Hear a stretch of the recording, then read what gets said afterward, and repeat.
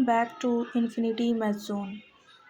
इससे पहले वाले लेक्चर में हमने सीखा था यूक्लिड डिवीज़न लेमा क्या होता है, और इस लेक्चर में हम सीखने वाले हैं कि HCF कैसे फाइंड करें बाय यूक्लिड डिवीज़न एल्गोरिथम। ठीक है, पहले हम ये जानते हैं कि यूक्लिड डिवीज़न एल्गोरिथम क्या कहती है, उसके क्या स्टेप्स होते हैं ना। एल्गोरिथम यानी कि स्टेप्स, और यूक्लिड डिवीज़न जो हमने सीखा था कि जो हमारा P होता है वो इक्वल टू जो हमारा A होता है वो इक्वल्स टू BQ। एक इक्वेशन फाइंड की थी ना हमने, ये डिवाइड करने के बाद इसमें A हमारा क्या होता है, B क्या होता है, B हमारा डिवाइज़र होता है या जो क्वोशिएंट, और ये रिमाइंडर, A क्या होता है, A डिविडेंड होता है, ये सब। ठीक है, तो यहाँ पर देखिए, Euclid division algorithm is a technique to compute the highest common factor of 2 or more 3 given positive integers। ठीक है, जैसे हमें 2 या 2 से ज़्यादा पॉजिटिव इंटीजर्स का जब हमें HCF निकालना होगा, तो ये यूक्लिड डिवीज़न एल्गोरिथम हमें इसकी टेक्निक्स बता रहे हैं। ठीक है, इन्होंने कुछ टेक्निक का यूज़ करके इन्होंने हमें यहाँ पर HCF फाइंड करना सिखाया है, हाईएस्ट कॉमन फैक्टर। वैसे तो हम ऐसे भी कर सकते थे कि जैसे मेरे को 20 का करना है और 35 का भी करना है और 40 का भी करना है, तो अलग अलग एलसीएम लो और तब उनमें से कॉमन जो भी होंगे वो हमारा HCF हो जाएगा। ऐसे तो हमें आता है, लेकिन इन्होंने अलग से क्यों बताया, क्योंकि ये एक सिंपलेस्ट मेथड है जिससे कि हम बहुत ही ईज़िली 2 या 2 से ज़्यादा पॉजिटिव इंटीजर का हम HCF फाइंड कर सकते हैं बहुत ही ईजीली। तो स्टेप वन में हमें अप्लाई करनी है जो हमने इससे पहले वाले लेक्चर में जो यूक्लिड डिवीज़न लेमा की एल्गोरिथम से जो वो आई थी ना हमारी इक्वेशन, उसको अप्लाई करना है, जिसमें A is equals to BQ plus में R था, और जो यहाँ पे R है, रिमाइंडर जो है वो लेस देन B है and greater than equal to 0 होगा। ठीक है, तो वो वाली यहाँ पे अप्लाई करनी है। यहाँ पर देखें तो अगर रिमाइंडर हमारा ये हमने देखे, जैसे हमने लिया हमने 3 लिया और 7 लिया। ठीक है, 3 और 7 लिया, तो हमने इसको डिवाइड किया जैसे, तो ये 2 टाइम्स जाएगा, 2 टाइम्स ये 6, तो रिमाइंडर 1। तो अब हम इसको दोबारा वो करेंगे, डिवाइड करेंगे।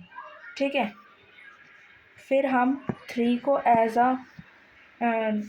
देखिए यहाँ पर अगर R इक्वल टू 0 होता है तो हमारा B जो है वो HCF हो जाएगा।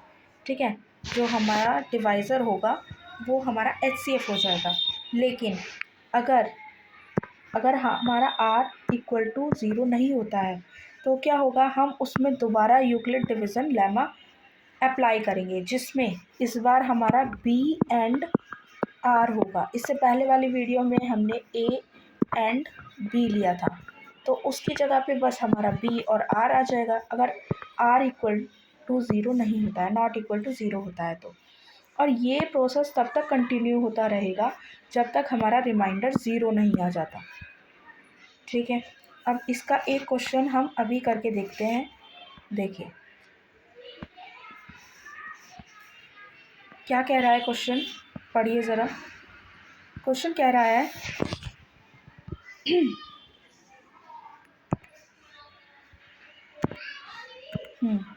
क्वेश्चन कह रहा है use Euclid's division algorithm to find HCF of 176 and 220। ठीक है, इसका हमें फाइंड करना है HCF, इसका और इसका। तो हम क्या करेंगे, जो भी हमारी छोटी वैल्यू है उसे हम एज अ डिवाइज़र लेंगे, यानी कि 176। क्या आपको ये दिख रहा है कलर?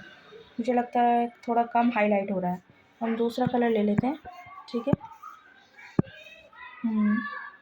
चलिए ब्लैक से कर देते हैं, ये वाला दिखेगा। चलिए, तो जो हमारा छोटी वैल्यू होगी उसे हमेशा हम डिवाइज़र के उसमें लेंगे, 176। अब डिवाइड करेंगे हम 38220। अब हम इसको ऐसी वैल्यू से डिवाइड करेंगे जो इससे छोटी है ना, या तो इसके इक्वल आ जाए या इससे छोटी आ जाए। तो अगर हम 176 की अगर हम 176 में ढूंढें तो हमारी 217 की अगर इससे मल्टीप्लाई करें तो हमारा आएगा 38192। ठीक है, आप मल्टीप्लाई करके देख लीजिए, या तो मैं दिखा दूंगी आपको, बता देना आप। ठीक है, अब इससे मल्टीप्लाई करने पे ये आ रहा है। अब देखो एक बार, अब ये आ गया। देन आपको इसको सब्ट्रैक्ट करना है। सब्ट्रैक्ट करेंगे तो क्या आ जाएगा, 10 में से 2 गए तो यहाँ पर आ जाएगा 8। ठीक है, फिर यहाँ पे हमारा 1 बच गया है तो इधर से कैरी लेंगे। 11 में से 9 गया तो यहाँ पर हमारा 2 आ जाएगा। ठीक है, फिर 1 में से 1 गया तो 0, 8 में से 8 गया तो 0, एंड 3 में से 3 गया तो 0। तो यहाँ पर हमारा आ गया है 28। ये हमारा हो गया रिमाइंडर, ये हो गया हमारा क्वोशिएंट, और ये हो गया हमारा डिवाइज़र जिसे हम b कहते हैं, और ये हो गया हमारा डिविडेंड जिसे हम a कहते हैं। ठीक है, तो इतना सॉल्व करने के बाद अब हमारा यहाँ पर रिमाइंडर जो है, reminder not equal to 0। Then अब यहाँ पर अब हम करेंगे b को एज अ डिवाइज़र लेंगे। ठीक है, b को एज अ डिवाइज़र, अब देखिए यहाँ पर b को हम डिविडेंड ले लेंगे और r रिमाइंडर जो है उसको डिवाइज़र ले लेंगे। डिवाइज़र देखिए, जैसे 28 था हमारा, 28 और डिवाइज़र जो हमने पहले वाला डिवाइज़र था, अब उसको हम डिविडेंड बना देंगे। तो डिविडेंड क्या आ जाएगा, 176। अब इसको इससे डिवाइड करेंगे, डिवाइड करने पर 6 टाइम्स जब हम इसको करेंगे तो 168 आ जाएगा। ठीक है, अब इसको जैसे ही हम माइनस करते हैं तो 16 में से 8 गए तो 8, यहाँ पर 6 में से 6 गया 0, और 1 में से 1 गया। तो यहाँ पर अब भी हमारा r नॉट इक्वल टू क्या आ गया, 0 आ गया। तो हम अब दोबारा इसको हम डिविडेंड बना देंगे और इसको हम डिवाइज़र बना देंगे। रिमाइंडर जब तक हमारा 0 नहीं आएगा तब तक हम ये रिपीट करते रहेंगे प्रोसेस। तो अब भी हमें दोबारा रिपीट करना पड़ेगा, तो रुकिए यहीं पर ही करते हैं। थोड़ा सा इसको ना, चलिए यहीं पर ही करते हैं। इसको थोड़ा सा साइड में करते हैं ना, छोटा कर दिए।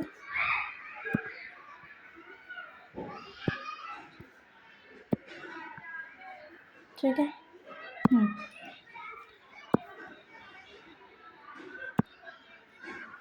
चलिए अब हम क्या करेंगे, 28 को तो हम बना देंगे डिविडेंड, यानी कि 28 बन गया अब हमारा डिविडेंड, और रिमाइंडर बन गया हमारा डिवाइज़र। तो 8 से ये कितनी बार जाएगा, 8 3 ज़ा 24। ठीक है, तो अब भी हमारा 4 बच गया है यहाँ पर। ठीक है, तो अब भी 4 बच गया हमारा, तो ये अब भी पूरा कंप्लीट नहीं हुआ, यानी कि r अब भी नॉट इक्वल टू 0 आ रहा है। जब r नॉट इक्वल टू 0 आ रहा है तो अब हम इसको प्रोसेस को दोबारा रिपीट करेंगे। ठीक है, अब दोबारा कैसे रिपीट करेंगे, देखिए इसको भी थोड़ा साइड करते हैं। ठीक है, छोटा कर दो, इसके नीचे ये प्रोसेस है।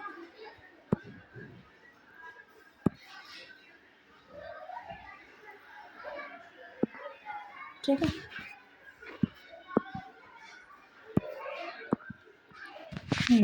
अब यहाँ पर हम 8 को अब हम दोबारा डिविडेंड बना देंगे, और जो रिमाइंडर हमारा बचा था उसे डिवाइज़र बना देंगे।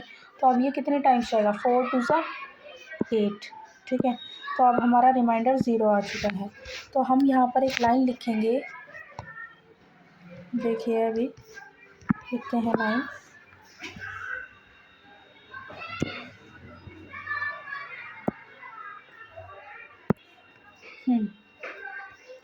यहाँ पर हम एक लाइन लिखेंगे,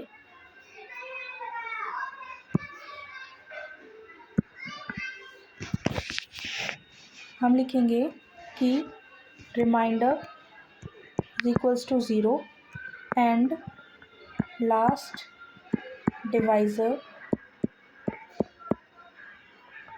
इज़ 4 या इक्वल टू 4, ठीक है। इज़ 4 लिख देते हैं, इज़ 4, ठीक है। हैंस HCF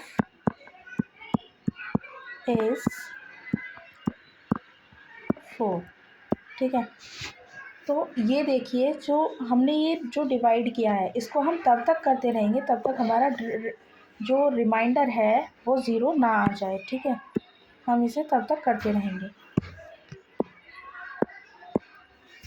जब भी हमारा रिमाइंडर ज़ीरो आ जाए तो लास्ट जो भी डिवाइज़र होगा वही हमारा HCF होगा। ऐसा मैंने आपको एक क्वेश्चन दिया हुआ है, आप इसको प्रैक्टिस करके देखना।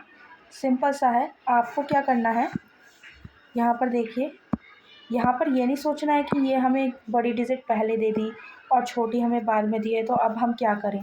आपको छोटी को हमेशा डिवाइज़र लेना है, ठीक है, यानी कि डिवाइज़र यानी कि B, और बड़ी को हमेशा डिविडेंड लेना है यानी कि A। और फिर आपका रिमाइंडर आता रहेगा, आपको तब तक सॉल्व करना है जब तक आपका ज़ीरो ना आ जाए। जब ज़ीरो आ जाए तब जो भी आपका B रहेगा उस टाइम पर वही आपका HCF होगा। ऐसे और क्वेश्चंस के लिए